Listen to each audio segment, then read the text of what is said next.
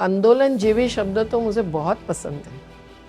मतलब आंदोलन हमारे जीवन का हिस्सा है और आंदोलन से ही जीने का अधिकार मिलता है, क्योंकि जब पानी आया ऊपर के बांधों का कोई रेगुलेशन मॉनिटरिंग नहीं किया, जिसका कानूनी प्रक्रिया है, जिसके लिए रेगुलेशन कमेटी है, सब कुछ है, ऑस्ट्रेलियन कंसल्टेंट्स और बड़े बड़े इक्विपमेंट, सबकी बात है। तो लेकिन प्रधानमंत्री जी का जन्मदिन मनाना था, इसीलिए 17 सितंबर सुबह तक पानी छोड़ा नहीं, गेट खोले नहीं। आप सोचिए, एक वाटर बॉटल कोई खरीदता है 1 लीटर की, तो उसको 18-20 रुपया देते हैं और यहाँ 25 रुपये में 1000 लीटर पानी देते हैं। पानी एक ऐसा मुद्दा है कि जिस पर तीसरा महायुद्ध हो सकता है और भूजल खत्म हो रहा है देश का, क्योंकि ग्राउंड वाटर यूज़ पर कोई व्यवस्थित रेगुलेशन एंड कंट्रोल नहीं है। इतने में तीसरा ग्रुप है जिन्होंने मुझे लाथा मारी है और मुझे गिराया, मेरी साड़ी खींची, मेरा सर पटकते रहे दीवार पर वगैरह। यूनिटी हमारा अभिमान का मुद्दा है, उसका केवल स्टैचू बनकर नहीं चलेगा। और स्टैचू में कौन है? सरदार सरोवर, वो आंसू ढाल रहे होंगे मेरे ख्याल से। तो हम देखेंगे इकबाल बानो की याद आती है।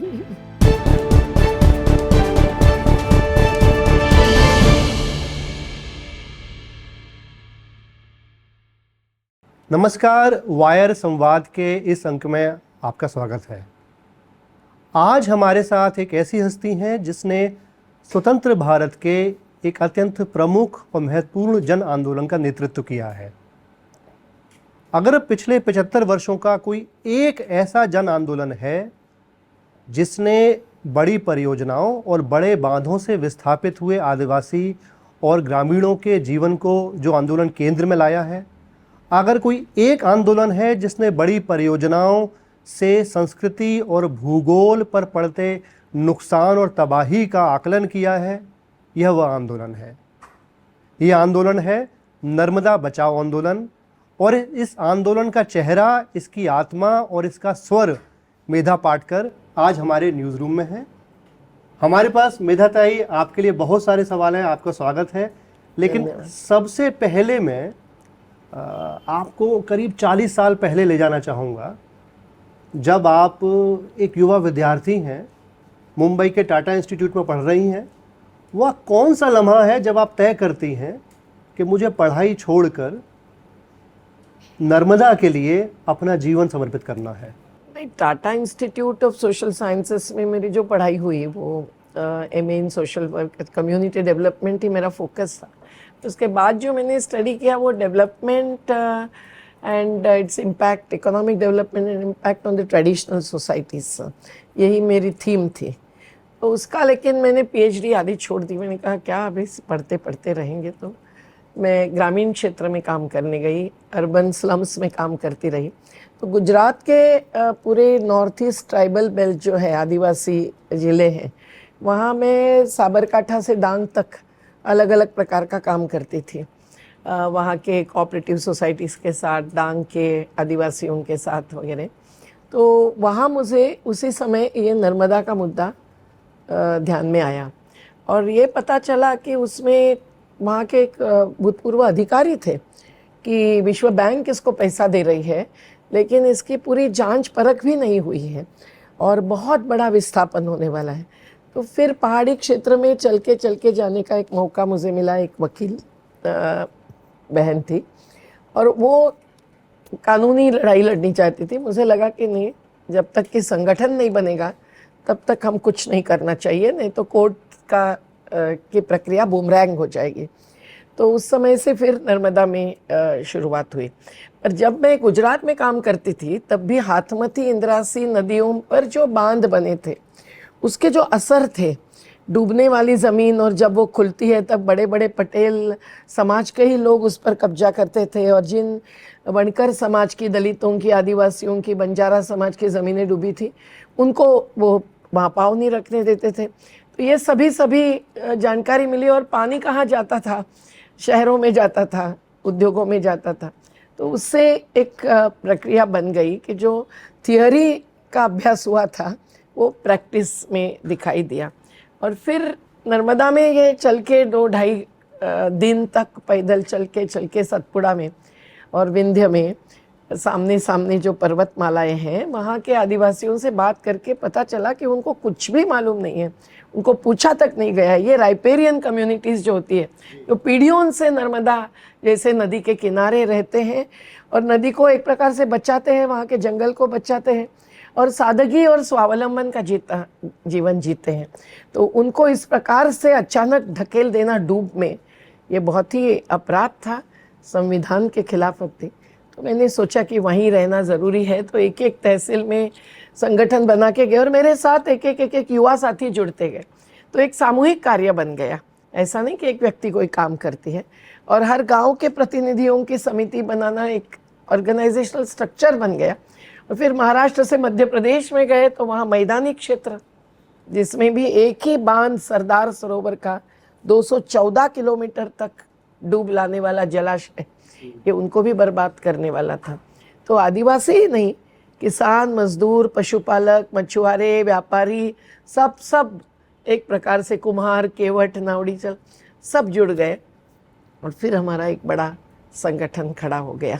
तो हमको लगा कि सभी सवाल उठाना बहुत ज़रूरी है। पहले तो राइट टू इन्फॉर्मेशन का सवाल उठाया, वो भी ये कानून नहीं आया था, उस समय की बात है।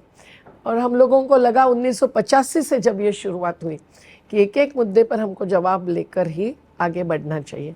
तो कलेक्टर या तहसीलदार से लेकर केंद्रीय TN सेशन साहब थे पर्यावरण मंत्रालय के, वहाँ तक हम पहुँच गए और बात पूरी पोल खोल होके हमारे सामने आई, जिस पर हमको सवाल उठाने। 40 साल बाद आप देखें कि आपने बहुत काम किया है, लेकिन बहुत तरह तरह के आरोप भी आप पे लगते रहे हैं। प्रधानमंत्री ने अर्बन नक्सल तक कहा था, जब उन्होंने बांध का उद्घाटन किया तो कहा कि अर्बन नक्सलियों ने उनकी वजह से ये परियोजना रुकी रही। नक्सल्स कभी अर्बन होते थे क्या? तो नक्सल्स क्या होते हैं और नक्सलवाद क्या होता है, जिनको पता नहीं, वो एक पॉलिटिकली डिफेम करने के लिए, बदनाम करने के लिए आरोप लगाते हैं। इसका हम कहाँ तक जवाब देते रहेंगे? ये हास्यास्पद है। नक्सलवादी हमको मानते हैं क्या कि हम उनके समूह के व्यक्ति हैं? मुझे याद है कि स्वामी अग्निवेश जी और डॉक्टर BD शर्मा जी, ब्रह्मदेव जी शर्मा, जो SC/ST कमिश्नर रह चुके हैं, वो गए थे कुछ मध्यस्थी करने के लिए नक्सलवादी और छत्तीसगढ़ के कुछ मुद्दे पर। तो उन्होंने मुझे कहा, मैंने कहा भाई उनको पूछो कि मेरा आना उनको मंजूर है क्या? नहीं मंजूर किया उन्होंने, क्योंकि उनको पता है नक्सलियों को मंजूर नहीं था कि आप वहाँ आए। नहीं मंजूर था, नहीं हो सकता है, क्योंकि उनका उद्देश्य या गोल समझो समता और न्याय का भी होगा, लेकिन मार्ग अलग होते हैं। हमारा पूरा मार्ग गांधी, बाबा साहेब आम्बेडकर, महात्मा फुले, शाहू महाराज, सावित्रीबाई फुले, बिरसा मुंडा, इन सब के मार्ग पर हम चलते हैं। तो हमारी मंजिल समता, न्याय, सादगी, स्वावलंबन, सर्वधर्म समभाव की, यानी संवैधानिक मूल्यों के चौखट पे, समाजवाद की है, मतलब गैर बराबरी की खिलाफत की है। तो हम लोग कैसे नक्सलवादी कहे जाएंगे? और हम अर्बन हैं, मतलब क्या, हमारा जन्म शहर में मेरा भी हुआ है, लेकिन मेरा अधिकतर कार्य तो या तो शहर में, बिल्कुल जिनको झोपड़पट्टी कहते हैं, मैं नहीं कहती, गरीब बस्तियाँ, या ग्रामीण क्षेत्र, पहाड़ी आदिवासी क्षेत्र हो या मैदानी किसानी क्षेत्र हो, इसमें ही हुआ है। तो ये आरोप झूठे होते हैं, और जब सही मुद्दों पर आरोप जवाब देना उनके लिए मुश्किल होता है। अगर विकास की किसी परियोजना को ही नहीं, हम लोग किसी भी योजना या सरकार के नीति, निर्णय, कानून पर सवाल उठाते हैं, तो इस प्रकार के आरोप लगाकर मूल मुद्दे नकारना, ये एक पॉलिटिकल स्ट्रैटेजी या साजिश। मैं यहाँ मुद्दे पर आता हूँ, बांध वाले मुद्दे पर, इस सरदार सरोवर परियोजना पर। एक बहुत प्रसिद्ध अर्थशास्त्री हैं जिन्होंने लंबे समय तक शायद आपका साथ भी दिया था। बाद में आकर उन्होंने लेख लिखा कि जो कुछ मेरा आकलन था पहले वह गलत था। सच ये है कि इस बांध ने, इस परियोजना ने बहुत फ़ायदा पहुंचाया है, सौराष्ट्र तक, कच्छ तक पानी पहुंच गया है, और अब वक्त आ गया है कि इस आंदोलन से जुड़े लोगों को माफ़ी मांगनी चाहिए। आप स्वामीनाथन अंकलेश्वरी अय्यर की बात कर रहा हूँ। वो हमारे साथ कभी नहीं थे। उनकी पत्नी जो थी शहनाज अंकलेश्वरी अय्यर, वो हमारे समर्थक थी, इतना मुझे मालूम है। उन्होंने अचानक ये 2 कॉलम्स, उनका, वो कॉलमिस्ट है, तो कॉलम उनके हाथ में होता है, एक स्पेस होती है उनके लिए अवेलेबल, जो आपके लिए भी कभी कभी नहीं होती है। लेकिन उन्होंने वो जो 2 आर्टिकल्स लिखे हैं वो तद्दन बेबुनियादी है। उन्होंने जो हमारी जो कानूनी लड़ाई हुई उससे जो सुप्रीम कोर्ट के जजमेंट्स हैं, जो ट्रिब्यूनल का फैसला है, जैसे नर्मदा में है, गोदावरी में है, एक नदी कृष्णा में है, जब अंतर्राज्य विवाद होता है तब एक ट्रिब्यूनल यानी पंच बिठाया जाता है। And that is according to interstate water dispute act of 1956, जिसमें विस्थापितों की सुनवाई नहीं होती है, नॉन स्टेट एक्टर्स की सुनवाई नहीं होती है। तो स्टेट एक्टर्स यानी उन राज्यों के प्रतिनिधि बात करते हैं, पर उससे 10 साल बात होते हुए, ये प्रक्रिया चलते हुए जो निर्णय हुआ नर्मदा के मुद्दे पर, उसको कभी अंकलेश्वरिया अय्यर जी ने पढ़ा है? उन्होंने नहीं पढ़ा है। उन्होंने घाटी की स्थिति देखी है कि 245 मतलब 244 गांव और एक नगर ध्वस्त होना, अति उपजाऊ खेती ही नहीं, पहाड़ का हजारों हेक्टर जंगल, ये सब और पीढ़ियों पुरानी बस्तियां, जिसको आर्कियोलॉजिस्ट कहते हैं कि मोहेंजोदड़ो और हड़प्पा से भी पुरानी संस्कृति नर्मदा में है। आदि मानव का जन्म वहाँ है। जगह का नाम बताएं तो? ये तो बड़वानी जिला है, धार जिला है, सभी है। और आदि मानव का जन्म होशंगाबाद में हुआ ऐसा। और हमारे क्षेत्र में भी जब गाइड सिनेमा में आपने देखा होगा ना, आर्कियोलॉजिस्ट टेंट लगा कर रहते हैं, वैसे रहे, तो उनको हजारों साल पुराने बर्तन और क्या क्या मिला था। खैर, अंकलेश्वरिया अय्यर जी ने क्या देखा है इस परियोजना के लाभ हानि के बारे में, क्या जाना है, तो हमने जब जवाब भेजा टाइम्स ऑफ इंडिया जिसमें कॉलम छपे थे, उन्होंने नहीं, जवाब नहीं छपा। टाइम्स ऑफ इंडिया नहीं छपा? नहीं, तो सोशल मीडिया पर कहीं छप गया। और उन्होंने एक ही एनजीओ को कुछ, उन्होंने ही सब काम किया है। अब हंसे कि रोए, हम कोई संगठन विरुद्ध संगठन या संस्था ऐसा नहीं चाहते हैं, तो हमने उस पर कोई जवाब नहीं दिया। सबको मालूम है, सभी जजमेंट्स हमारे नर्मदा बचाओ आंदोलन के हैं, सभी डायलॉग्स हमारे साथ हर प्रधानमंत्री के साथ होता रहा है, केवल एक छोड़कर। तो ये सभी चीज़ें अंकलेश्वरिया अय्यर जानते ही नहीं है। उन्होंने एक रिसर्च का आधार दिया है, वो रिसर्च बिल्कुल, मैं भी तो रिसर्च मेथोडोलॉजी पढ़ाती थी हमारे स्टूडेंट्स को, बिल्कुल गलत मेथोडोलॉजी के आधार पर किया है, उसके आधार पर उन्होंने। खैर, 2 कॉलम्स को इतना महत्व देने की ज़रूरत नहीं है। पर कई अधिकारियों ने मुझे कहा कि भाई, उन्होंने तो बोला है कि आपने जो भी कहा वो झूठ साबित हुआ है। मैं कहती हूँ कि हमने जो भी कहा वो सच साबित हुआ है। पर्यावरणीय असर, एक उदाहरण देती हूँ मैं, सी इनग्रेस यानी इतनी बड़ी नदी जब इतने बड़े बांध से रोकी जाती है तो समुंदर अंदर आता है, क्योंकि समुंदर को रोकने का काम खत्म होता है नदी का। तो सी इनग्रेस अभी नर्मदा में कितना हुआ है और कब से हुआ है? ये कहते थे कि आप पुरस्कार के लिए ऐसे ऐसे मुद्दे उठाते हैं, आप 30 साल के बाद कुछ हो सकता है उसका मुद्दा अभी उठाते हैं। 2013 में जब बांध पूरा भी नहीं हुआ था, तब से 60 किलोमीटर समुंदर नर्मदा में आ चुका है, जिससे हजारों मछुआरों की आजीविका प्रभावित हुई है, जिससे खेती और भूजल प्रभावित हुआ है। इंडस्ट्रियलिस्ट ने उस समय के गुजरात के मुख्यमंत्री को जाकर घेरा था और कहा था कि हमारा नुकसान हुआ है। तो हमने जो जो बोला है वो सही साबित हुआ है। मैं और बहुत बातें आपको बता सकती हूँ। लेकिन पानी जो गया है सौराष्ट्र और कच्छ में, जो वहाँ का सूखा इलाका था, ये भी सत्य है। वहाँ के कई लोग कहते हैं हमारे पास पानी नहीं था, आज पानी आ रहा है, और वो इसी परियोजना से पानी आ रहा है। देखिए कि नर्मदा में जब महाराष्ट्र और मध्य प्रदेश दोनों राज्य 10 साल तक जब ट्रिब्यूनल बैठा था 1969 से 79 तक, जो इंदिरा गांधी जी ने नियुक्त किया था, और इंदिरा गांधी जी ने इनका विवाद छुड़वाने के लिए और राजस्थान को जोड़ा था कि भाई ये भी drought prone, drought affected area है, तो सूखाग्रस्त क्षेत्र में भी पानी जाना चाहिए। तो उस समय तो हम थे नहीं, हम 85 में आए। तो जब ये निर्णय हुआ तब यही बात हुई थी कि कच्छ को देने के लिए हमको बड़ा बांध चाहिए, और महाराष्ट्र मध्य प्रदेश 10 साल तक इस बांध का विरोध करता रहा। तो हम अगर विकास विरोधी है तो सबसे पहले तो वो विकास विरोधी थे, और दोनों राज्यों ने विरोध किया था कि इतना बड़ा डूब और सबमर्जेंस और विस्थापन हमारे राज्यों में होगा और हमारा क्या फायदा होगा। तो जब मोरारजी देसाई जी प्रधानमंत्री बने तब निर्णय आ गया 10 साल के बाद का, और उसमें एक बूंद सरदार सरोवर के पानी पर महाराष्ट्र मध्य प्रदेश को अधिकार नहीं दिया गया है।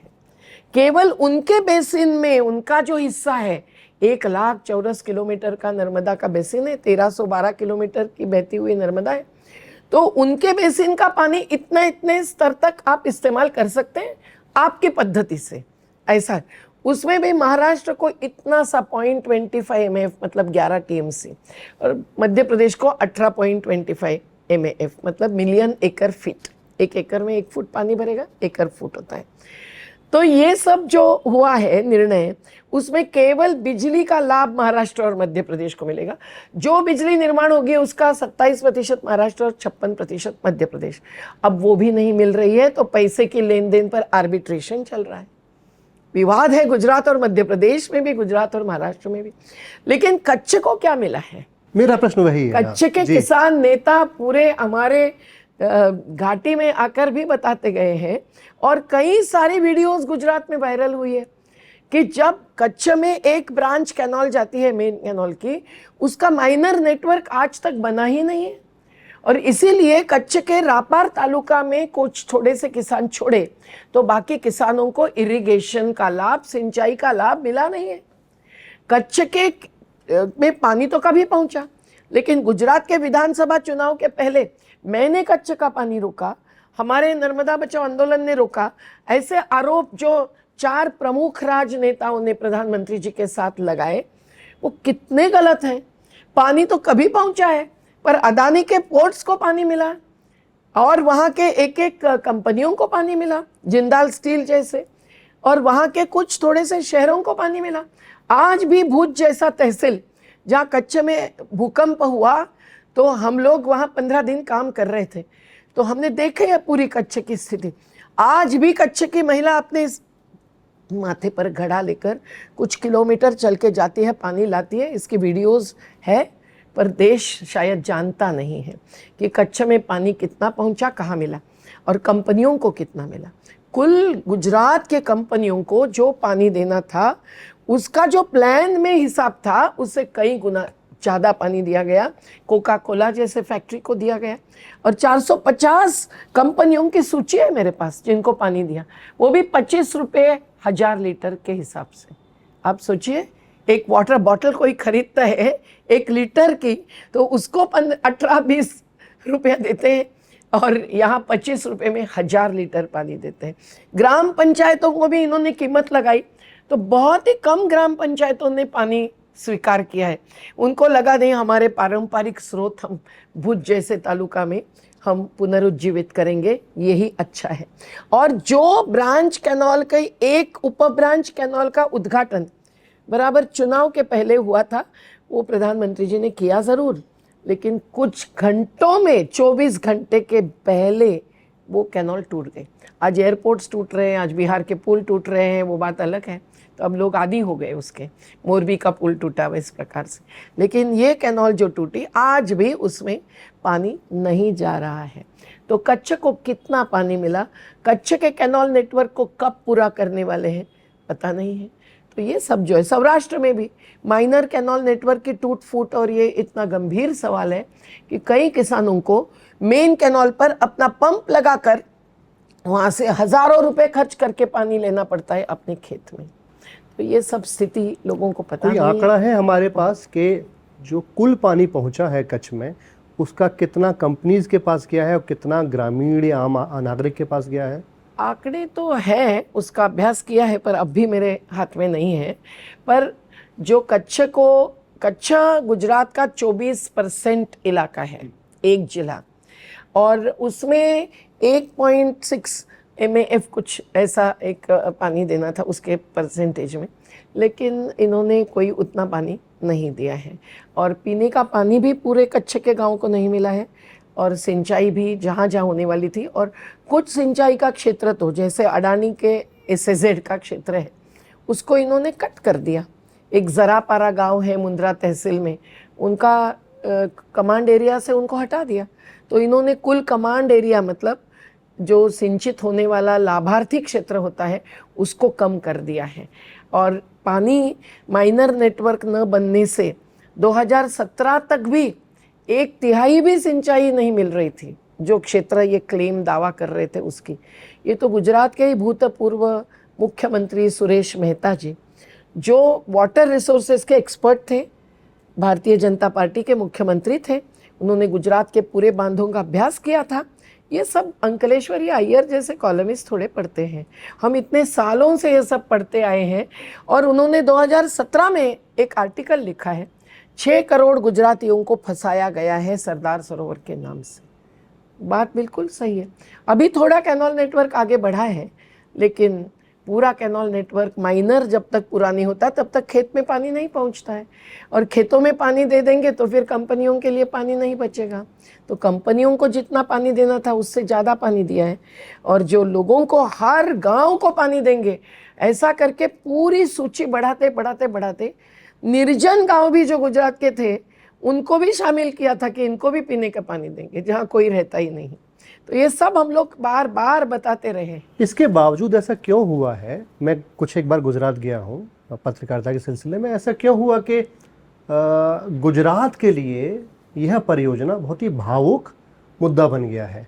एक आम गुजराती, जिसका ज़रूरी नहीं है कि भारतीय जनता पार्टी या बांध से कोई सरोकार भी हो, वह भी अपने आप को इस परियोजना से जोड़ कर देखता है। उसके भीतर इस परियोजना के प्रति एक खास तरह की आत्मीयता है। ऐसा क्यों हुआ आखिर?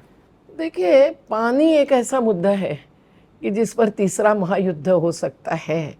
अभी भी पंजाब और हरियाणा के बीच में, हरियाणा और दिल्ली के बीच में है, और भूजल ख़त्म हो रहा है देश का, क्योंकि ग्राउंड वाटर यूज़ पर कोई व्यवस्थित रेगुलेशन एंड कंट्रोल नहीं है, जिस पर सैफुद्दीन सोज जब जल मंत्री थे संसाधन, तब उन्होंने बड़ा रिपोर्ट करवाया था। हमारा आंदोलन यहाँ 21 दिन का उपवास और ये सब चला था।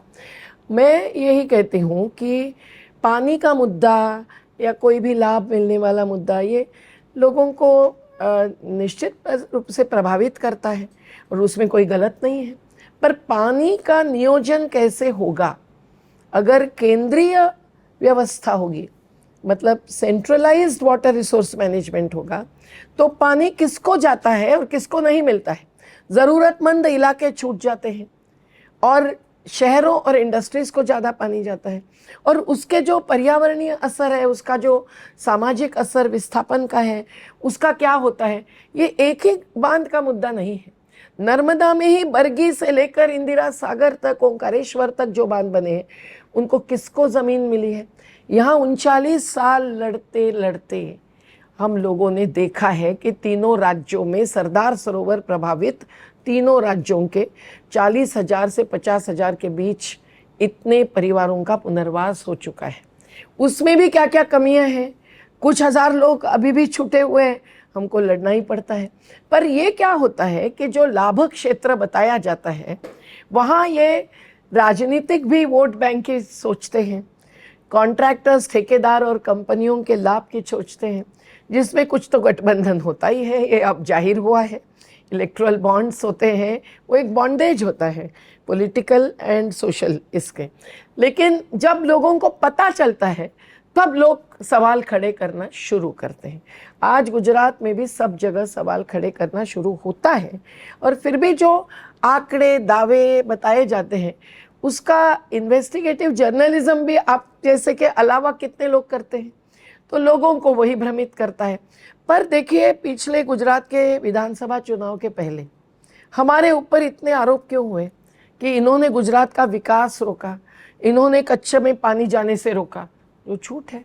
बांध को रोका भी सुप्रीम कोर्ट ने 4 साल तक, क्योंकि हजारों परिवार डूब क्षेत्र में रह रहे थे, तो उनको क्या पानी में डुबाकर बांध आगे बढ़ा सकते थे?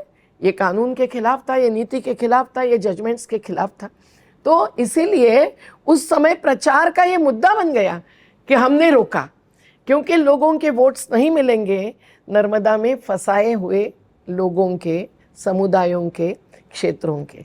ये कहीं ना कहीं डर गुजरात के राजनेताओं को था। ये हम लोग आपने राजनीति का ही तो एक प्रश्न है, फिर मैं मेरी सहयोगी पूछना चाह रही हैं। आप भारत जोड़ो आंदोलन, भारत जोड़ो यात्रा के दौरान आप राहुल गांधी के साथ चली थी। इससे पहले गुजरात कांग्रेस बहुत लंबे समय तक इस परियोजना पर खड़ी थी और आपका विरोध भी कर रही थी। आपका राजनीति के साथ, इलेक्टोरल राजनीति जो कहते हैं, क्या अनुभव रहा है? कोई भी पार्टी हो, हम लोग किसी से भी आज के रोज में जुड़े नहीं हैं। राहुल गांधी जी की यात्रा हम लोगों ने क्यों मंजूर की? कोई भी राजनेता हो किसी भी पार्टी का, वो अगर जनता के बीच में उतर के आए, जनसंवाद करे, तो हम क्या उसका विरोध करेंगे? पर हम लोगों ने वहाँ जाकर क्या किया? एक फोटो जो हमारा वायरल करा दिया गया, मुझे तो पता भी नहीं था कि राहुल गांधी जी ने ऐसा कोई हाथ ये किया था या कुछ भी, क्योंकि हम तो बात रखने में उत्सुक थे। और उसके पहले दिन 1 घंटे हमारे 25 लोगों की एक साथ बात हुई थी, जिसमें उनके साथी जयराम रमेश जी, दिग्विजय सिंह जी, ये सब बैठे थे। और हमने हमारे आवेदन दिए थे। हमारा मुद्दा था कि भाई शाश्वत विकास की अवधारणा आपकी पार्टी मंजूर करेगी कि नहीं। हमारे सवाल थे और हमारे सुझाव थे। तो ये संवाद क्या हम किसी भी राजनीति से दल से कर सकते हैं? जो भी प्रधानमंत्री हो, मुख्यमंत्री हो, हम जाते ही है, करते ही है। और उन्होंने भी बहुत शांति से सुनवाई की थी और ये कहा था कि जरूर मैं इस पर सोचूंगा, क्योंकि हमने कहा कि राजनीतिक दल और जन आंदोलन, इनकी राजनीति अलग होती है, पर इनके बीच में जो संवाद होना चाहिए उसके लिए आप एक मंच, एक मोर्चा खड़ा करना ये ज़रूरी है। नहीं तो जनप्रतिनिधि चुनकर चले जाते हैं, संविधान पर हाथ रखकर शपथ लेकर भाग जाते हैं, ऐसा लोगों का कहना होता है। और फिर आते हैं 5 महीने पहले अगले चुनाव के, तो ये सही नहीं है। तो राहुल गांधी जी ने उसकी बहुत प्रशंसा की थी। मैंने एक पीपल्स पार्लियामेंट की बात बताई थी कि बर्ट्रांड रसेल ने जैसे कहा था, तो दूसरे दिन 15-20 मिनट हम उनके साथ चले थे। अभी हर एक फ़ोटो का उपयोग करना, वीडियो का उपयोग करना, पुरानी वीडियोस खोजकर उसको आज की ताज़ा स्थिति बताना, क्या सच और क्या झूठ है ये बोलना मुश्किल है। उस प्रकार से उस यात्रा का उपयोग किया गया है। पर हमको नहीं लगता है कि कांग्रेस एज अ पार्टी हमारा विरोध करती थी कभी भी। अब गुजरात में सब कोई जो भूमिका लेते थे उसको हम जवाब देते थे। हर पार्टी में भी कुछ लोग ये भूमिका लेते हैं, कुछ लोग वो भूमिका लेते हैं। राहुल गांधी ने एक बार राजीव गांधी फाउंडेशन में चर्चा की थी, तब उन्होंने कहा था शांति से, हमारे पार्टी में भी सबको समझाना मुश्किल होता है आपके जन आंदोलनों के बाद। मैंने कहा आप हमको बुलाइए। तो एक बार उन्होंने बुलाया था राजीव गांधी फाउंडेशन, और जब उनके कार्यकर्ताओं के साथ हमारे विस्थापितों के बात हुई, एक खुला संवाद हुआ, तो वो बहुत प्रभावित हुए और बोले आज हमको सच्चाई समझ में आई है। तो बात यही है, हम दलीय राजनीति को अस्पृश्य नहीं मानते, पर हम लोग दलीय राजनीति के मार्ग से हमारी जो मंजिल है वो हासिल कर पाएंगे ऐसा पूरा भरोसा नहीं रखते हैं, क्योंकि कौन चुन के आएगा और कौन कहाँ पलटूराम बन के जाएगा ये भी आज कोई बोल नहीं सकते। आप कुछ पूछ रहे हैं? मेधा जी, आप करीब बीते 4 दशकों से नर्मदा बचाओ आंदोलन से जुड़ी हुई हैं। इस दौरान 40 सालों में कई सरकारें आई और गई। आपके लिए एज ए एक्टिविस्ट सबसे चुनौतीपूर्ण जो समय आपने देखा वो कब देखा? और मेरा एक इसके अलावा और सवाल है, मैं चाहूँगी कि आप 2002 में जो साबरमती में आपके ऊपर हमला हुआ उस बारे में बताएं, क्योंकि वो मामला करीब 2 दशकों से लंबित पड़ा हुआ है। चुनौतियाँ तो बहुत होती है ना। शुरुआत में जिन गाँवों में कोई रास्ता नहीं, कोई वाहन नहीं जाता है, तो एक जगह से चालू करो डैम साइड से और चलते चलते करो, तो हैवरसैक लेकर चलती थी मैं, पहाड़ चढ़ के ऐसा उतरना पड़ता था। तो पहले तो लोग भी पहचानते नहीं थे, उनकी भाषा सीखते सीखते सीखते ऐसा रिश्ता बना कि वो चुनौती ख़त्म हो गई। पर पहाड़ी लोगों को निमाड़ी लोगों से मध्य प्रदेश के जोड़ना ये भी एक चुनौती होती है। महिलाओं को घूंघट निकाल कर बाहर लाना, आज हमारी महिला शक्ति ही सबसे बड़ी शक्ति है। कोई भी पेंडॉल हो जाए तो 10,000 की रैली में भी महिलाओं से ही भर जाता है, भाइयों को खड़े रहने की जगह करके देनी पड़ती है। तो ये सब बातें एक चुनौती भरा एक क्षेत्र था। दूसरी चुनौती थी अभ्यास की, क्योंकि जैसे आपके जर्नलिज्म में, मीडिया के प्रोसेस में भी इन्वेस्टिगेशन एक बहुत बड़ा मुद्दा होता है। तो हमको कैसे कागज़ मिले? जब अमर सिंह भाई चौधरी मुख्यमंत्री थे तब डायलॉग होता था, जब संवादशील सरकार होती है तब बात बहुत अलग होती है। और हम कभी भी संवाद नकारे नहीं, पब्लिक डिबेट भी हमने नकारा नहीं था।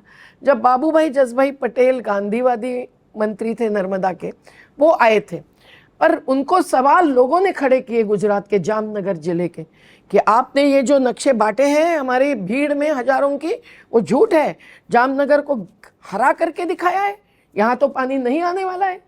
तो बाबू भाई गुस्सा होके उतर के चले। उन्होंने स्वामी नारायण जी के एक संत को लाया था वहाँ, हमने विस्थापितों को लाया था। बोले आपने इनको क्यों बुलाया? अरे मैंने कहा उनका तो पहला अधिकार है, यही संत है हमारे लिए जो कि गरीबी में भी जीते रहते।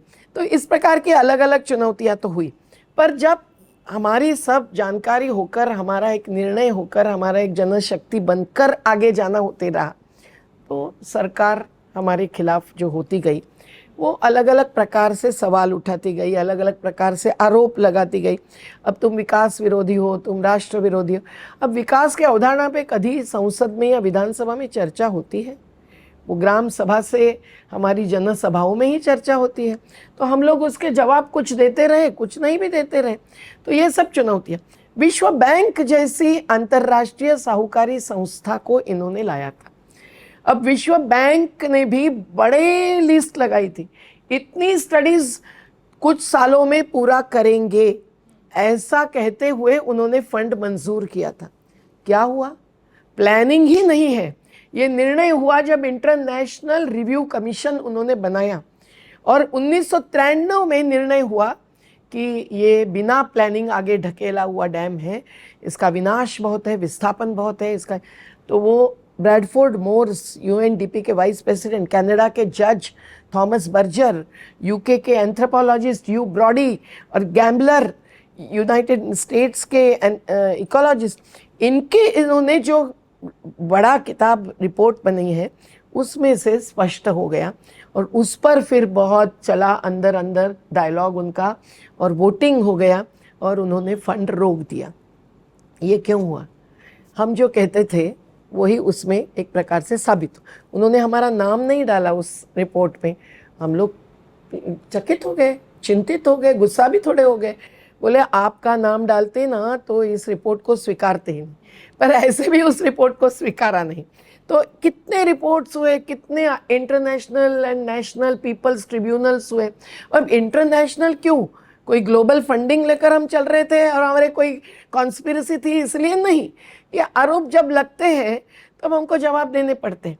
हमारी सीधी बात है कि जो फंडिंग करने वाली एजेंसी है वो आप उनको लाते हैं, वो जब हमारे गांव में पहुंचते हैं मिशन के रूप में, हमको उनको सवाल करना पड़ता है, वो सुनते हैं हमारी। ऐसे कई चुनौतियां हमको लेनी पड़ी है। और संगठन में भी घुसपैठ करना, दलाली करना, मध्य प्रदेश में भ्रष्टाचार हुआ, 1600 फर्जी रजिस्ट्रियां हुई कि ज़मीन दी है, उसका 7 साल कमीशन ऑफ इंक्वायरी। आखिर में मैंने ही केसेस लड़ना चालू किया, और क्योंकि हम पर झूठे आरोप लगाते थे, तो ये सब में हम जीत गए हैं, लेकिन फिर भी चुनौती बाकी है। ये जो फिज़िकल अटैक की आप बात कर रहे हैं वो एक बार नहीं हुआ है, और भी हुआ है। पर 2002 में जब शांति मीटिंग थी गुजरात दंगों के बाद की, तो मुझे एक ईमेल पर इनविटेशन आया था। तो मैं सब कुछ छोड़कर बहुत मुश्किल से ट्रेन में बैठी, रिजर्वेशन भी नहीं था, मैं पहुंच गई। अंदर स्टेशन पर नाश्ता करके मैं वहाँ 12 बजे पहुंची। मेरा स्वागत किया जनसत्ता के संपादक प्रकाश शाह जैसे ने, और मैं बैठ गई। तो लोग भोजन के लिए चले गए। मैंने कहा नहीं, मुझे नहीं करना है। तो शाम पारेख टाइम्स ऑफ इंडिया के पत्रकार बैठे, बोले चलो मैं आपका इंटरव्यू चाहता हूँ। वो करते करते फिर कुछ लोग दौड़ के आए और बहस करने लगे, बहुत ही आरोप लगाने लगे, तुम गुजरात विरोधी हो, तुम चली जाओ। मैंने कहा आप अगर नर्मदा का मुद्दे पर बोलते हैं तो let's have a public debate, आप एक मंच खड़ा करो अहमदाबाद के चौक में, मैं तैयार हूँ। ये मीटिंग दूसरी मीटिंग है, शांति मीटिंग है, आप भी बैठ जाइए। तो बोले नहीं नहीं नहीं, वो आश्रम के ही कुछ लोग थे, उन्होंने अभी साबरमती आश्रम में क्या किया है वो बात अभी जाहिर है। उसके बाद एक दूसरा ग्रुप आया, वो भी बहुत ये करने लगा, हंगामा वगैरह। इतने में तीसरा ग्रुप आया जिन्होंने मुझे लाथा मारे और गिराया, और उसकी पूरी वीडियो है, क्योंकि वीडियो वगैरह लेकर जो दौड़ के आए भोजन छोड़कर, वो फिर उन्होंने किया, पर पुलिस ने कोई एक्शन नहीं ली। वो मुझे गिराया, मेरी साड़ी खींची, मेरा सर पटकते रहे दीवार पर वगैरह। सब है और उसमें मुझे बचाया गया, पर दसों लोगों का स्टेटमेंट है, वो गवाह है कि ये फैटल अटैक था। पर 2002 से अभी तक केस चल रही है। कुछ सालों तक हमारे वकीलों ने भी कहा कि आप अहमदाबाद में मत आइए, आपके जान को खतरा है। मेरा तो कोई दिक्कत नहीं थी। फिर जब सुनवाई शुरू हुई, अभी तक मेरी ही क्रॉस चल रही है और 4 उसमें आरोपी हैं, जिसमें 2 भाजपा के हैं, एक कांग्रेस के नगर सेवक पुराने थे, वो थोड़ी सी शांति से बात करते हैं, और एक आज के दिल्ली के लेफ्टिनेंट गवर्नर है। और वो सब वीडियो में है और उन पर क्रिमिनल आरोप लगे हैं और उन्होंने एप्लीकेशन दिया कि भाई मैं लेफ्टिनेंट गवर्नर हूँ तो मुझे छुटका दीजिए, पर अहमदाबाद मैजिस्ट्रेट ने नकार दिया, साकेत कोर्ट ने नकार दिया, क्योंकि आर्टिकल 367 ऑफ द कॉन्स्टिट्यूशन इसमें गवर्नर को छूट दे सकते हैं। गवर्नर और लेफ्टिनेंट गवर्नर में बहुत फ़र्क है। ये उप राज्यपाल कहे जाते हैं पर वो पब्लिक सर्वेंट ही माने जाते हैं। तो अभी उन्होंने अहमदाबाद हाईकोर्ट से स्टे लिया है, लेकिन केस आगे बढ़ने वाली है। अभी बीच में छुट्टी थी वगैरह, तो उनको तो कोई क्रिमिनल केस से नहीं जाने देना है, पर निकाल ही नहीं होता है। वो उस केस को आगे बढ़ने देना नहीं चाहते हैं और इररिलेवेंट क्वेश्चंस मुझे पूछते गए। कई मैजिस्ट्रेट्स ने उनको कहा कि ऐसे क्वेश्चंस क्यों पूछते हो आप, अटैक की बात है उसकी बात करो। तो ये चल रहा है। तो हम देखेंगे इकबाल बानो की याद आती है। मेरा सवाल है मैम, आपने दलीय राजनीति की अभी थोड़ी देर पहले बात कही, दलीय राजनीति की बात कही। आपने भी 2014 में आम आदमी पार्टी के टिकट से मुंबई नॉर्थ ईस्ट से चुनाव लड़ा था। बस थोड़ा सा हुआ और हम बाहर आए। तो हम वही जानना चाहते हैं, उसके बाद आपने इस्तीफा दे दिया, आप चुनाव हार गई थी।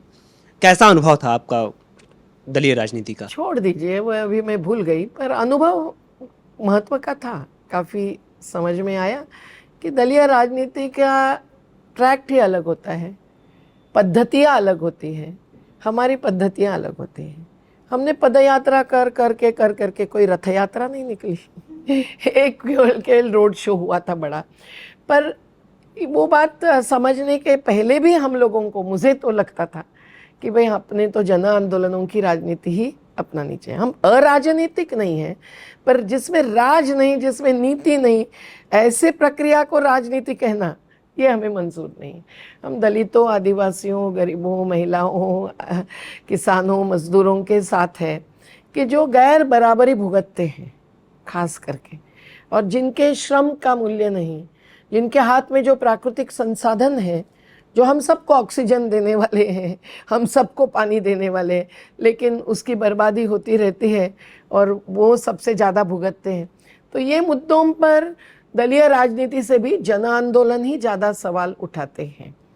तो हम लोगों को लगा, और फिर कई लोग बाहर हो गए। उस समय बहुत कार्यकर्ता जुड़े थे और वो चुनाव के बाद बाहर हो गए।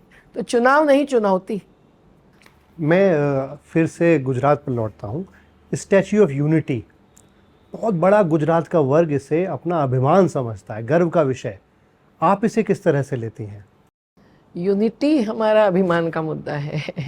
उसका केवल स्टैचू बनकर नहीं चलेगा। और स्टैचू में कौन है? सरदार सरोवर। वो आंसू ढाल रहे होंगे मेरे ख्याल से, दिखते नहीं होंगे, क्योंकि सरदार पटेल ने ही क्या भूमिका ली थी? सांप्रदायिकता के खिलाफ ली थी।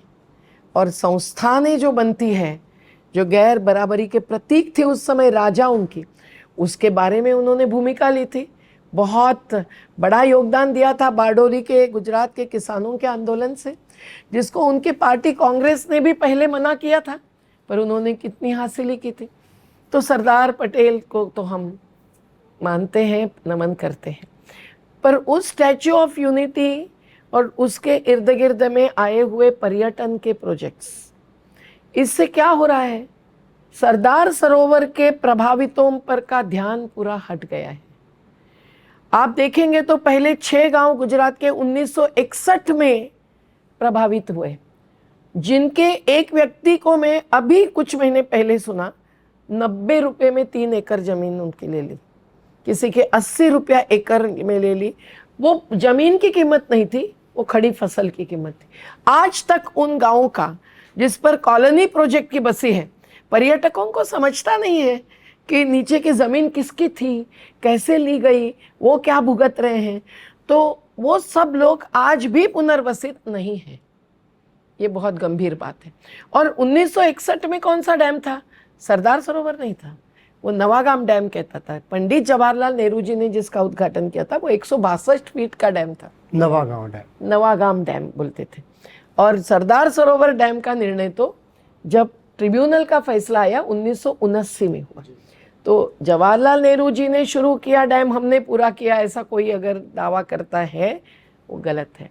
पर उनके पहले भाषण में उन्होंने कहा था, पंडित नेहरू जी ने, ये मुझे वहाँ के सबसे बुजुर्ग सरपंच ने बताया जो अभी गुजर गए, कि दीदी, उन्होंने कहा था कि ये 6 गांव पर पहला ध्यान दे दीजिए। आज तक वो 6 गांव के लोग कैसे पड़े हैं आपको बता नहीं सकते। 2023 में उनके घर घर में पानी घुसा तो क्या हुआ, उनका चरागाह, उनका स्मशान, सब पर आक्रमण हो रहा है।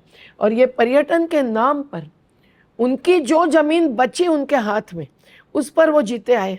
कुछ ज़मीन स्टोरेज के लिए ली, कॉन्ट्रैक्टर ने ले ली, कॉलोनी बड़ी बनी। कौन से 6 गांव हैं ये केवड़िया, कोठी, नवागाम, लिमड़ी, गोरा, ये गांव है। और इनके सभी महिलाओं ने हमारे साथ बहुत संघर्ष किया। 3-4 प्रमुख महिला हमारी गुजर भी गई। क्या बताऊं कि जब आप पीढ़ी कोई आंदोलन चलाते हैं तो बहुत चीज़ें बदल जाती है, केवल राजनीतिक नहीं, वहाँ का सामाजिक भी, और लोग भी चले जाते हैं। लेकिन आज भी उन लोगों को लड़ना पड़ रहा है, क्योंकि स्टैच्यू ऑफ यूनिटी के तहत एक नया कानून लाया गया है। और उस कानून के तहत इन गांवों का जो अधिकार था, ग्राम पंचायतों का था, पेशा कानून का था, उसको एक प्रकार से नकार दिया है। पूरी अथॉरिटी बदल गई है। वो अथॉरिटी के बिना कोई भी चीज़ वहाँ नहीं हो सकती। तो ग्राम का विकास भी एक प्रकार से रुक गया। विकास अभी तितली के सफारी योजना हुई है, ऐसे पर्यटन के प्रोजेक्ट्स आए, तो वो लोग उस पर पूरे सवाल करते रहे।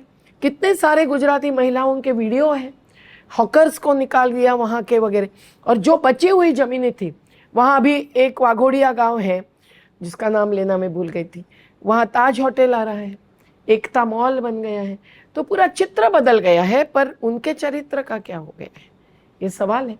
इतना ही नहीं तो स्टैच्यू ऑफ यूनिटी और ये जो पर्यटन के प्रोजेक्ट्स बने हैं, उसका खर्चा सरदार सरोवर में इंक्लूड किया गया है। ये बात मुझे भी पता नहीं थी।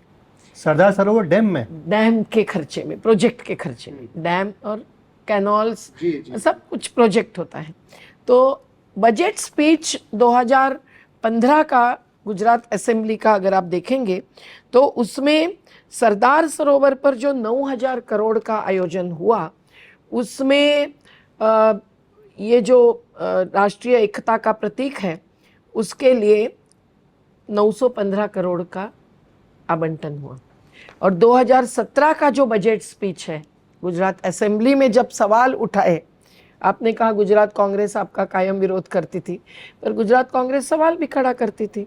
अपोजिशन का वो रोल है, हम भी अपोजिशन ही माने जाते हैं, पर हम केवल अपोजिशन के लिए अपोजिशन नहीं और वोट बैंक के आधार पर या नोट बैंक के आधार पर नहीं बने। तो 2016 में 1066 करोड़ 1066 करोड़ रुपया आउट ऑफ 9050 करोड़ जो सरदार सरोवर योजना के लिए आयोजन किया था, उसमें इस स्टैच्यू ऑफ यूनिटी और पर्यटन के मुद्दे पर थे। तो ये तो एक चकित करने वाली बात है। इसीलिए सरदार सरोवर का मूल जो खर्चा बताया गया था वो 4200 करोड़ था, जिसको लेकर कुछ महीनों में टाटा इकोनॉमिक कंसल्टेंसी सर्विसेज से इकोनॉमिक अप्रेजल किया गया। कईयों को पता भी नहीं है कि इसकी प्रोसेस कैसी चली। उन्होंने कहा है उस रिपोर्ट में कि हमारे पास डेटा नहीं है कंप्लीट नर्मदा का, इसलिए हम हाइड्रोलॉजिकल डेटा भी तापी जो सिस्टर रिवर है, जो बहन है नर्मदा की, उसका डेटा इस्तेमाल कर रहे हैं। क्या ये वैज्ञानिक है? और उन्होंने एक पैराग्राफ में, एक परिच्छेद में पुनर्वास के लिए 11 करोड़ रुपए का आयोजन बताया था। आज हजारों करोड़ रुपए खर्च हुए हैं, करने पड़े हैं, और हजारों करोड़ रुपए की अभी भी मांग है मध्य प्रदेश जैसी सरकार की। जो गुजरात ने खर्चा देना है उस पर उनका विवाद चल रहा है, तो आर्बिट्रेशन बैठा हुआ है। आज भी अगर ये 4200 करोड़ का बांध, जो प्लानिंग कमीशन की मंजूरी 6400 करोड़ मिल गई 1988 में, उसकी कुल खर्चा 90,000 करोड़ रुपया हुआ है। तो क्या लाभ हानि का भी पुनर्विचार नहीं करना चाहिए? पर मैं वर्ल्ड कमीशन ऑन डैम्स की कमिश्नर थी, तो हमने देखा ना कि भारत ने चाइना के नीचे नीचे सबसे ज़्यादा बड़े बांध भारत ने बनाए, और भारत के बड़े बांधों में सबसे ज़्यादा हमारे महाराष्ट्र ने बनाए। लेकिन पुनर्विचार होता ही नहीं, पोस्ट फैक्टो रिव्यू होता ही नहीं है। लाभ हानि, कितना लाभ बताया था, प्रत्यक्ष में कितना हुआ, हानि कितनी बताई थे, प्रत्यक्ष में कितनी। तो ये कोई साइंटिफिक भी नहीं है और लॉजिकल भी नहीं है और लीगल भी नहीं है। तो ये तो माइनॉरिटी जजमेंट एक आया है 2000 में जस्टिस भरूचा का, क्योंकि 3 में से 2 न्यायाधीश बदल गए थे। इन्होंने ही 6 साल हमारी सुनवाई की थी।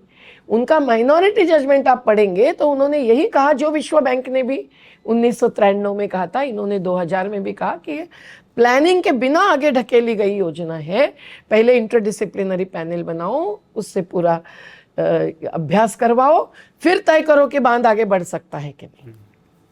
जिशन, आप कुछ पूछ रहे हैं? नमस्कार ताई, सर्वप्रथम दिल्ली आणि वायाच्या ऑफिसमध्ये स्वागत तुमचं. मराठीमध्ये हो, ऑफकोर्स मराठी, मी चिपळूणातला आहे. तर हमारा नारा है, पर हिंदी मराठी या गुजराती लड़ने वाले एक ही जाति। अरे वाह, बिल्कुल, हाँ। तो लेकिन सबकी सहूलियत के लिए मैं हिंदी में सवाल करूंगा मैम आपसे कि मैं आता हूँ चिपळूण रत्नागिरी से, वो एकदम सह्याद्री के एकदम गोद में है, और इसलिए मेरा बचपन से सह्याद्री से अच्छा एक नाता रहा है, और अभी भी मैं वहाँ कुछ रहने वाले आदिवासी समाज के लोग हैं उनके साथ मिलने के लिए जाता रहता हूँ। तो एक मेरी दोस्त है रानी प्रभुलकर, तो she is also doing a PhD on the people of the Adivasis of Sahyadri. तो मेरा आपसे बस एक सवाल ये है कि एक कॉन्वर्जेसन हो रही थी कि अब मैं अपने दोस्त को लेके गया था, तो वो थोड़ा इग्नोरेंट सा था इन्वायरमेंट को लेके, तो उसने ये कहा कि इन तक रोड क्यों नहीं है, इस गांव तक कितना ब्यूटीफुल है। तो रानी ने कहा कि नहीं, अगर यहाँ पे रोड आ गई तो ये पर्यटक आने लग तो शुरू हो गाँव को जाएंगे। बाहर खींचेंगे। तो आपका इस पे क्या, आपकी क्या राय है? क्या जैसे आदिवासी समाज जो है, जो समाज जो बाकी समाज से अलग रहते हैं, क्या उन तक इंफ्रास्ट्रक्चरल डेवलपमेंट पहुंचनी चाहिए या नहीं चाहिए? इंफ्रास्ट्रक्चर पहुंचनी चाहिए, सुप्रास्ट्रक्चर नहीं पहुंचना चाहिए। अब इंफ्रास्ट्रक्चर क्या होता है? एक आदिवासी गांव है समझो, उनका फॉरेस्ट है, जल जंगल ज़मीन मछली सब पर वो जीते हैं, और उन्होंने वो ख़त्म नहीं किया। इसके लिए आज भी नक्शा खोल के देखो भारत का, जंगल कहाँ बचा है? जहाँ आदिवासी है वहीं बचा है। दिल्ली में भी पहला जंगल होगा और मुंबई में भी पहला जंगल होगा। मछुआरे थे हमारे महाराष्ट्र के, उनके कोलीवाड़े थे, आज उनकी क्या स्थिति है? उनको पेरिफेरलाइज कर दी। तो सेंटर पेरिफेरी, एडवर्ड शिल जैसे पॉलिटिकल साइंटिस्ट का एक थियरी है ना, वही आज सब जगह है। तो आदिवासियों को सीमांत मानकर उनके यहाँ कुछ भी नहीं पहुँचना है, ये तो हम मानते नहीं हैं। जो सरदार सरोवर का महाराष्ट्र का क्षेत्र है 33 गाँवों का, वहाँ हमको जीवन शालाएँ क्यों चलानी पड़ी है पिछले 30 सालों से? क्योंकि सभी शालाएँ कागज़ पर थी और एक भी पढ़ाया नहीं गया था बच्चा। 15 अगस्त और 26 जनवरी को झंडा फड़काने शिक्षक आते थे और बस चले जाते। रिकॉर्ड चेक किए तो मृत व्यक्तियों के नाम मिले चौथी के स्टूडेंट्स की लिस्ट में।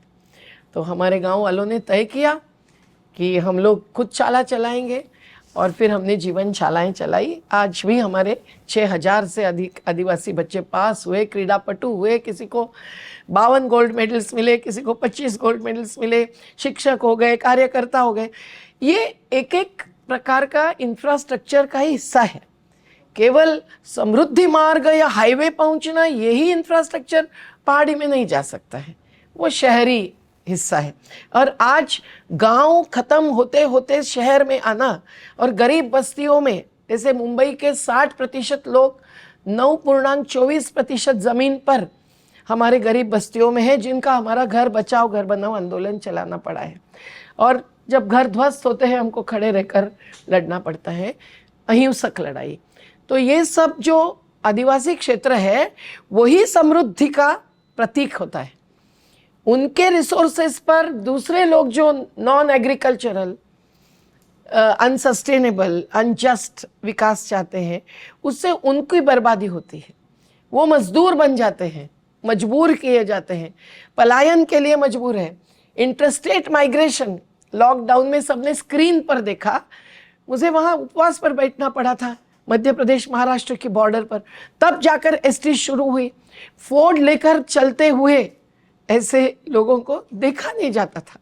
तो ये सब जो हुआ है, होता रहा है, वो आदिवासी जो मूल निवासी हैं उनके हाथ में जो संसाधन है उस पर उनको अधिकार देना और उनको विकास नियोजन का अधिकार देना।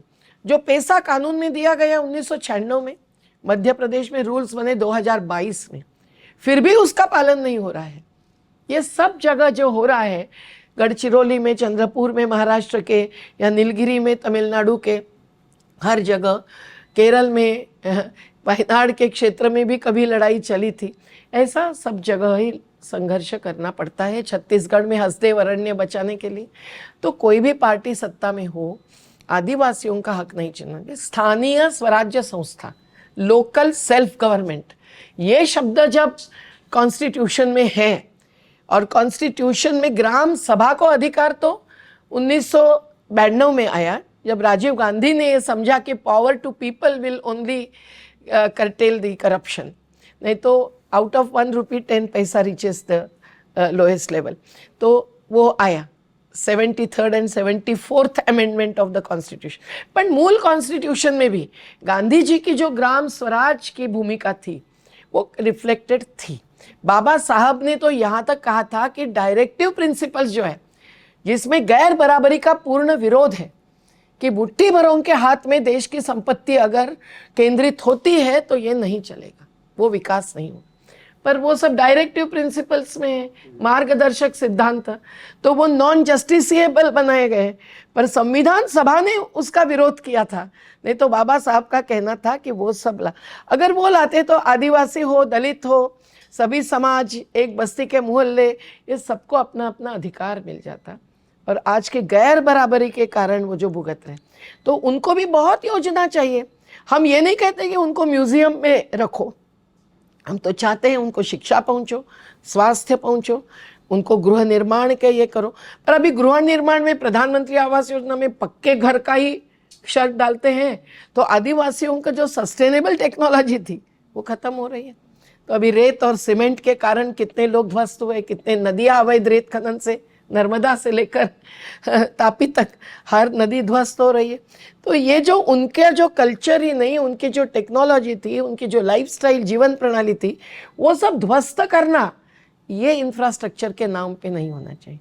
उन्होंने जो नदी बचाई, उन्होंने जो मछली बचाई, उपयोग करते हुए उन्होंने सस्टेनेबिलिटी जिसको कहते हैं, वो हर वर्ल्ड बैंक एंड हर इसके रिपोर्ट्स में आता है। पर एक्चुअल प्रैक्टिस आदिवासी और ऐसे समाज ही करते हैं जिनको श्रम का सही मूल्य नहीं मिलता है, जिनको प्राकृतिक संसाधनों पर अधिकार पूरा नहीं दिया जाता है। जो अच्छे अच्छे कानून आते गए वो संघर्ष से आते गए। हमारे पास एक अंतिम प्रश्न है, मीनाक्षी पूछेंगे आपसे। आपने बताया कि 40 साल पहले आपका सफ़र शुरू हुआ था और ये जन आंदोलन था जिसमें लोगों की भागीदारी थी। पर शुरुआती सवाल में ही आपको आशुतोष जी ने बताया कि कैसे प्रधानमंत्री समेत बहुत सारे नेताओं ने विभिन्न तरह की संज्ञाएं दी हुई हैं, अर्बन नक्सल, आंदोलनजीवी, विकास विरोधी। जब आप जनता के बीच में जाती हैं तो पिछली सरकारें जो थीं उस समय पर, और जब से इस तरीके का जो दानवीकरण, जो डिमोनाइज करने की प्रैक्टिस शुरू हुई है, उसके बाद क्या जनता का जो रवैया है आपके प्रति या आंदोलन के प्रति, उसमें क्या कोई बदलाव आपने महसूस किया है? बिल्कुल नहीं। आंदोलन जीवी शब्द तो मुझे बहुत पसंद है। मतलब आंदोलन हमारे जीवन का हिस्सा है और आंदोलन से ही जीने का अधिकार मिलता है, और आंदोलन हम जीवन के साथ समन्वय करते हुए चलाते हैं। तो आंदोलन जीवी हम है, उसमें कोई बुराई नहीं हमको लगती है। और आज भी देश में कई जन आंदोलन चल रहे हैं। हाँ, बहुत सामाजिक कार्यकर्ता जेल में भेजे जाते हैं विदाउट लीगल प्रोसेस, हैकिंग करते हुए या जो भी होगा, वो मैं सब इन्वेस्टिगेशन में नहीं पड़ी हूँ। लेकिन हमको पता है कि जो बिल्कुल ही जीवन भर श्रमिकों के साथ जुड़े थे, ऐसे लोग भी जेल में रहते हैं। सुधा भारद्वाज जो शंकर गुहा नियोगी जी के थी, फादर स्टैन सैमी जो पत्थलगड़ी में आदिवासियों को संसाधनों पर अधिकार देने के लिए लड़ते थे, उनकी मौत हुई कि हत्या, सोच लीजिए। लेकिन ये जो निश्चित है कि आंदोलनों का एक नेटवर्क आज भी बना हुआ है, इसके बावजूद वो क्यों? क्योंकि आज भी अगर संवैधानिक अधिकार छीने जा रहे हैं तो जिन्हें मरने का सवाल खड़ा होता है तो महिलाओं को रास्ते पर उतरना पड़ता है, वो मणिपुर की हो कि और हाथरस की हो। कैसे नहीं उतरेगी? हम कैसे नहीं पहुंचेंगे वहाँ फैक्ट फाइंडिंग के लिए? हम पहुंचते हैं। हाथरस के आज की घटना मेरे याद दिलाती है, मैं हाथरस में जब पहुंची थी। अब ऐसा कार्य अगर हम करते हैं, कहीं अगर जाति या धर्म के नाम पर हिंसा होती है, फैक्ट फाइंडिंग करने के लिए हम नहीं पहुंचेंगे, हमको बदनाम करेंगे कि तुम एक तरफा सुन रही हो, तुम ये, ऐसा कभी नहीं करते हम लोग। और हमारा फैक्ट फाइंडिंग रिपोर्ट कहीं ना कहीं काम भी आता है। तो मुझे लगता है कि हर जगह के विस्थापित आज कहते हैं कि नर्मदा में जो आपने हासिल किया है, हमारे अगर आप देखेंगे कि पिछले साल हमारे हजारों घर ध्वस्त हुए, इस प्रकार का चित्र आया नर्मदा में। आप देखिए खेती बर्बाद, आप देखिए गांव कैसे डूब में, ये बांध की वजह से। ये 2023 ये बांध की ही नहीं केवल, पर इन्होंने जो कानून का उल्लंघन किया, अब ये पानी भी शाम को रात भर में यहाँ तक चढ़ा। ये सभी घर ध्वस्त हुए हैं। ध्वस्त होने के पहले का ये चित्र है 16 सितंबर का। अब लोग तो रास्ते पर आ गए, लोगों का लाखों का नुकसान हुआ, 1200 मवेशी मर गई, 6 इंसान डूब गए। और ये क्यों हुआ कि इन्होंने इतने बांध बनाए हैं तो पानी का रेगुलेशन एंड मॉनिटरिंग किया नहीं, और जो बैक वाटर लेवल्स लगाए थे बांध गांव में, वो इन्होंने 2008 में 1984 के लेवल्स कम किए और 15,946 परिवारों को जाहिर किया कि तुम डूब से बाहर हो। उनका घर एक्वायर करने के बाद, मतलब उनकी संपत्ति सरकार की हो गई, डूब क्षेत्र से बाहर उनको घोषित कर दिया और उन जगहों पर पानी आ गया और वो डूब गए। और ये क्यों? क्योंकि जब पानी आया ऊपर के बांधों का कोई रेगुलेशन मॉनिटरिंग नहीं किया, जिसका कानूनी प्रक्रिया है, जिसके लिए रेगुलेशन कमेटी है, सब कुछ है, ऑस्ट्रेलियन कंसल्टेंट्स और बड़े बड़े इक्विपमेंट, सबकी बात है। तो लेकिन प्रधानमंत्री जी का जन्मदिन मनाना था, इसीलिए 17 सितंबर सुबह तक पानी छोड़ा नहीं, गेट खोले नहीं, और जो बैक वाटर लेवल्स कम करके इनको बाहर किया, उस रिपोर्ट में लिखा है कि जब भी फ्लड आएगा गेट्स खुले रहेंगे, इसीलिए कोई चिंता नहीं है, ये लोग डूब में नहीं आएंगे। आज वो हजारों लोग डूब में आए हैं। सरकार को हमारा कहना है कि जल स्तर नीचे रखो जब तक सबका पुनर्वास पूरा नहीं हुआ। कोई 1994 में डूबे हुए, बाकी अचीव तो बहुत किया हमने।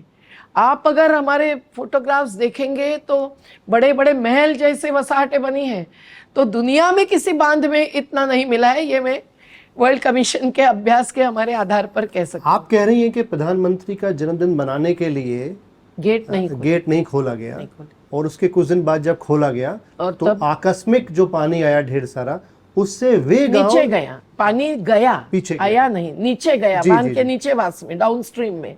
तो उसमें भरूच, अंकलेश्वर, 2 शहरों के हजारों घर ध्वस्त, जो कि डूब से बाहर के थे। वो तो डूब में थे ही नहीं, नीचेवास में डूब क्षेत्र होता ही नहीं है। तीर्थ और मंदिर खत्म हो गए, हजारों एकड़ खेती बर्बाद हो गई बिना भू अर्जन की। ये अपराध है। और ये सब कुछ जो हुआ है, उसके बाद 5,000 रुपया रिलीफ की अमाउंट देना क्या होता है? हमने मध्य प्रदेश में जो संघर्ष किया, और ये गुजरात के मछुआरे आज हैरान है, उनके नावे जाल बह गए। गुजरात में बहुत चैनल्स पे इस पर पैनल्स चले, पर मेरे ख्याल से राष्ट्रीय स्तर पर मुद्दा ज़्यादा नहीं पहुंचा होगा। तो आज भी बहुत जगह पे आंदोलन कई साल चलने के बाद भी जब ऐसी नई चुनौतियां खड़ी होती है, अवैध रेत खनन, उससे नर्मदा बर्बाद हो रही है। मैंने ही केस लड़ी, हाथ में स्टे ऑर्डर है, तो भी हमको ऊपर का आशीर्वाद है, ऐसा कहकर माफिया काम करते हैं, हम पर हमला करने आते हैं, बहुत सारी हकीकत है। प्रदूषण, इंडस्ट्रियल इस्टेट का प्रदूषण आ रहा है अजनार नदी से कारम, कारम से नर्मदा में। मेरे पास टेस्ट रिपोर्ट्स है, मैं आपको भेजूंगी कि पानी पीने लायक नहीं है, नॉन पोर्टेबल है। नर्मदा का हमारे क्षेत्र का टेस्ट रिपोर्ट, बड़वानी धार का। और ये क्यों है? सभी शहरों की गंदगी नर्मदा जैसे हर नदी में जा रहे हैं देश भर, लोगों को पता नहीं होता है। ये कब से शहरवासी भी non-potable हुआ पानी है? पीते हैं नर्मदा के। बड़े बड़े जलाशय तो शहरों के लिए ही ज्यादा बनते हैं, गाँव से भी। हाँ? ये नॉन पोर्टेबल कब से हुआ? ये कभी से, कुछ सालों से।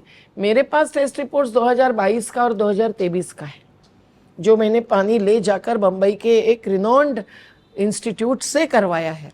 और इस पर बहुत एक 10 सूत्र करके ये है चैनल है, उसने पूरा इसको एक्सपोज किया है कि एक एक शहर के, जबलपुर से लेकर जहां अमरकंटक में नर्मदा का उगम होता है, एक एक शहर का कितने मिलियन लीटर्स गंदा पानी नर्मदा में जा रहा है। अब नर्मदा का पूजन होता है, नर्मदा को नमन करते हैं, पर नर्मदा पर मनन नहीं करते। ये चीज़ हर नदी के बारे में आज हो रही है। इसलिए जन आंदोलन खत्म तो होता नहीं है, और हर जगह जब आंदोलन होता है, नर्मदा आंदोलन को विस्थापित ही नहीं, नदियों पर काम करने वाले याद करते हैं।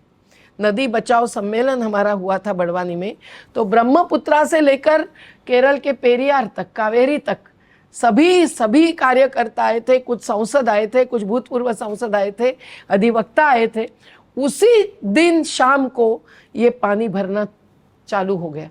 अतिथियों को हमने सेंड ऑफ दिया और हम लोगों को दौड़ के जाना पड़ा, थके होते हुए भी, और एक एक घंटे में 2-2 मीटर पानी चढ़ता रहा। तो बूढ़े लोगों को, मवेशियों को, जो भी हो सकता है खींच के लाना पड़ा। सरकार ने एक वाहन नहीं उपलब्ध किया, एक सूचना नहीं दी थी पहले। और हमने जब फ़ोन किया तब उन्होंने कहा गेट खोल रहे गुजरात के, लेकिन गेट नहीं खोले। सुबह 3 बजे कुछ थोड़ा सा गेट खोला, तो भी नीचे के केवड़िया जैसा गांव जो स्टैच्यू ऑफ यूनिटी के पास है, सब अभी प्रसिद्ध हो गया है, और वाघोड़िया जैसे गांव, इनके 55 परिवारों को केवड़िया से खींचना पड़ा, कुछ परिवारों को वाघोड़िया से खींचना पड़ा। उनको ट्रैक्टर लाने नहीं दे रहे थे, कहते थे कि नहीं कल तो समारोह है तो आप ट्रैक्टर नहीं। अरे इंसानों को भी कैसे बचाएंगे? ये हुआ। लेकिन समारोह के बाद जब गेट खोले 6 मीटर, तो वो गलत था, और उसके कारण 18 लाख क्यूसेक्स पानी जो डाउनस्ट्रीम में गया, उसके कारण गुजरात की बर्बादी हुई। इस साल भी ये हो सकता है। इस साल भी बैक वाटर लेवल जो बदले हैं, वो हमारी मांग है कि वो पुराने ही लेवल्स जो केंद्रीय जल आयोग ने लगाए थे, सेंट्रल वाटर कमीशन, कानून में उनको ही काम दिया है, तो वो मंजूर करो और पानी का जल स्तर रोक के रखो। क्योंकि 2019 तक के हमारे पास सुप्रीम कोर्ट फैसले हैं कि 4 मुख्यमंत्री और केंद्रीय जल शक्ति मंत्री तय करें कि क्या पुनर्वास पूरा हुआ था। जब 2017 में बांध पूरा करवा दिया, गेट्स खड़े करवा दिए, 17 जून को बंद करवा दिए, तो उद्धव ठाकरे जी ने ऑनलाइन मुख्यमंत्रियों की मीटिंग में कहा था कि मैं जो सच है सच बोलूँगा, और उन्होंने हमारी पूरी बात पहले सुन ली, अधिकारियों की सुन ली, और उनके ऊपर हंसते हंसते आरोप लगाया गया आप किसी की सुन के आए हो, तो भी उन्होंने कहा मैं सबके सुन के आया हूँ, जो सही था। पर मध्य प्रदेश के अधिकारी आए, मुख्यमंत्री नहीं आए, तो उन्होंने कुछ कहा नहीं, केवल पैसे की मांग की बचे हुए काम के लिए, लेकिन पुनर्वास बाकी है, ये नहीं बचा। तो ऐसा जब होता है, 2009 से कहना चालू किया कि सबका पुनर्वास हुआ है, झूठे एफिडेविट्स कोर्ट में डालना, झूठे एनुअल रिपोर्ट्स में 0 बैलेंस बताना, ऐसा सब हमारे पास डेटा आज उपलब्ध है, जिससे हम साबित कर सकते हैं कि कानूनी प्रक्रिया में भी जो झूठापन आता है, और धरातल की सच्चाई तो और ही गंभीर होती है। तो हम लोगों को आंदोलन छोड़ना संभव नहीं होता है। और लोग जो जानते हैं, हम श्रमिकों के साथ भी काम कर रहे हैं। आज हमारी बड़ी केसेस चल रही है, मैं हाई कोर्ट में लड़ती हूँ, श्रमिक जनता संघ हमारी ट्रेड यूनियन है, हमारा घर बचाओ घर बनाओ आंदोलन है। तो हर एक में हम लोग जबकि न्याय के लिए लड़ रहे हैं, समता के लिए लड़ रहे हैं, और प्रकृति बचाने के लिए लड़ रहे हैं, तो केवल क्लाइमेट चेंज की चर्चा ग्लासगो में जाकर नहीं हो सकती। उसके असरों पर अपने को खड़े रहना पड़ता है। तो इससे बदनाम हम नहीं होते हैं, जो लोग जानते हैं। हाँ, कुछ इंटेलेक्चुअल्स भ्रमित होते हैं, कुछ लाभार्थी बनाए जाते हैं वो भ्रमित होते हैं, रेवड़ी बांटी जाती है वो भ्रमित होते हैं। हम उसकी कोई चिंता नहीं करते हैं, हमारा काम है न्याय दिलाने का। तो मुझे लगता है कि बदनामी के आरोप कितने भी लगाए, हम उससे कोई डरते नहीं हैं, न डरेंगे न डराएंगे, आगे बढ़ते जाएंगे, ये हमारा नारा है। चूंकि हमारे पास कई सारे आंकड़े हैं, कई सारे विरोधाभासी आंकड़े भी हैं, बहुत आपसे जानना चाहता हूं कि आपके अनुसार कितने लोग इस परियोजना से विस्थापित हुए और कितने लोगों का पुनर्वास हुआ, कितना बाकी है और कितना पैसा उनको बांटा गया? देखिए, आपका अभी आंकड़ा तो, क्या है? अभी तो हम केवल सरदार सरोवर की बात कर रहे हैं। जी, बस तो उसी की बात हो रही में है। 50,000 से ज्यादा परिवार प्रभावित हुए हैं। प्रभावित या विस्थापित? प्रभावित हुए हैं, तो विस्थापित और प्रभावित मैं दोनों कहती ठीक हूँ, है। क्योंकि जिसका घर हटता है और जो हटाना पड़ता है, पर जिसकी खेती डूबती है, जिसका जंगल चला जाता है, जीवन का आधार प्रभावित होता है, तो वो भी विस्थापित ही माना जाना चाहिए। और ये डेफिनेशन से हम प्रूव कर चुके हैं। तो इतने हुए हैं, तो उसमें करीबन 40,000 से 50,000 के बीच में कहीं पुनर्वास हुआ है तीनों राज्यों का मिलकर। महाराष्ट्र में 4,000 का, गुजरात में करीबन 11,000 का, जिसमें 5,000 मध्य प्रदेश के लोग गुजरात में गए हैं, और मध्य प्रदेश में भी 23-24,000 का। लेकिन इनमें भी आज तक सुविधा कुछ बाकी है पुनर्वास स्थलों की, तो हमारा संघर्ष चालू है, कानूनी और मैदानी भी। और कईयों को आज 60 लाख हमने सुप्रीम कोर्ट से मंजूर किए, जिनके कि ज़मीन का अधिकार था, वैकल्पिक ज़मीन पर दी नहीं गई, खराब ज़मीनें दी गई, वो लोगों के लिए अभी भी चालू है। 6,000 अर्जियाँ जो भूतपूर्व न्यायाधीश ग्रीवेंस रिड्रेसल अथॉरिटी के रूप में अपॉइंटेड है, उनके पास पड़े हैं। अब ये सब होते हुए जीरो बैलेंस कैसे बता सकते? भ्रष्टाचार में जो फंसाए गए उनको हमने फिर 15 लाख मंजूर करवाया सुप्रीम कोर्ट से। चीफ जस्टिस केहर साहब बोले, I am a Punjabi farmer, I know, can you purchase mister attorney general 5 acre land with 5.58 lakh rupees? He said no. तो फिर उन्होंने चर्चा करते करते ओपनली 60 लाख रुपए दिए, 5.5 लाख। अभी भी सैकड़ों लोगों को 60 लाख मिलना बाकी है, 800 से अधिक लोगों को मिल चुके हैं। तो ये एक एक महिलाओं का अधिकार रोक के रखा है आदेशों के बावजूद। 2 केसेस सुप्रीम कोर्ट में डालते हैं, बस उनका निर्णय आने तक किसी महिला को अधिकार नहीं देंगे। जब महिला खातेदार है तो पुरुष खातेदार पट्टेदारी और महिला पट्टेदारी, इन पे फर्क नहीं हो सकता है, ऐसा आदेश है ग्रीवेंस रिड्रेसल के न्यायाधीशों का। कई सारी बातें, कुम्हार, केवट, मछुआरे, हमने समितियां, सहकारी सब तय की। महाराष्ट्र ने अच्छा योगदान दिया है, सहयोग दिया है, मध्य प्रदेश नहीं दे रही है। इनका प्लान है कि 3 राज्य मिलकर कोई और ठेकेदारी के तहत चलाएंगे, हमारा विरोध है। बांध में दरारें आई है, उसकी चर्चा डैम सेफ्टी एक्ट के तहत मिनट्स में मीटिंग के आई है, पर अभी तक नहीं हुआ है पूरा रिपेयरिंग। कई सारे मुद्दे बाकी हैं, पर्यावरणीय, सामाजिक और आर्थिक भी, जिसका मैंने जिक्र किया। तो ये सभी मुद्दे आज होते हुए हम लोगों को यही लगता है कि इस पर पूरा पुनर्विचार होना चाहिए। और ये एक योजना ऐसी है कि जो लोकल टू ग्लोबल कहते हैं, तो लोकल टू ग्लोबल पहुंच चुकी है। विश्व बैंक ने पैसा रोका, क्यों? बाकी सभी बायलैटरल एजेंसी ने पैसा रोका, क्यों? ये सभी चीज़ें समझने की ज़रूरत है। और गुजरात में भी किसको कितना लाभ मिला है, मैं आपको कंपनीज की सूची बता सकती हूँ। और डिज़ास्टर मैनेजमेंट प्लान तो दिखाते हैं, पर इस साल भी क्या होगा आने वाले कुछ हफ्तों में, ये पता नहीं है, क्योंकि इसमें कुछ भी नहीं है। इसमें केवल आंकड़े की जानकारी है, धरातल की स्थिति क्या बताए।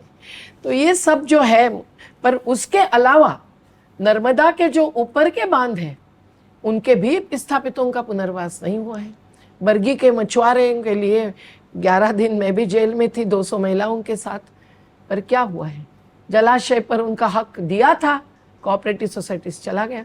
और 7 बांध शिवराज सिंह चौहान जी ने मेरे पास, जिसका ब्यौरा है कि जो रद्द किए थे, जिसमें बसानिया बांध है, राघवपुर बांध है, मछरेवा बांध है, सेसरा बांध है, ये सब रद्द किए थे, ये कहते हुए कि भू अर्जन और ये सब बहुत बड़ा मुद्दा होगा, तो ये रद्द करो। और वहाँ फॉरेस्ट जा रहा है, आदिवासी 100% है तो भी, और फिर दूसरी बार जब सत्ता में आए, जो आज कृषि मंत्री बन गए हैं, उन्होंने सोचना चाहिए संवेदना के साथ कि आदिवासी भी कृषक होते हैं, दलित भी कृषक होते हैं, और कृषकों में हम लोग पशुपालक, मछुआरे सबको पकड़ते हैं, खेत मजदूर को भी, महिलाओं को भी। तो अभी उन बांधों को फिर से जीवित किया है। अब उनको पूरी पर्यावरणीय मंजूरी की प्रक्रियाएं पूरी नहीं हुई है, तो आप सोचिए कि उनकी संख्या भी कोई आज ठोस नहीं दे सकता। जैसे सरदार सरोवर की संख्या 7,000 के इर्द गिर्द में बता रहे थे, और प्रत्यक्ष में हुई 50,000 तक।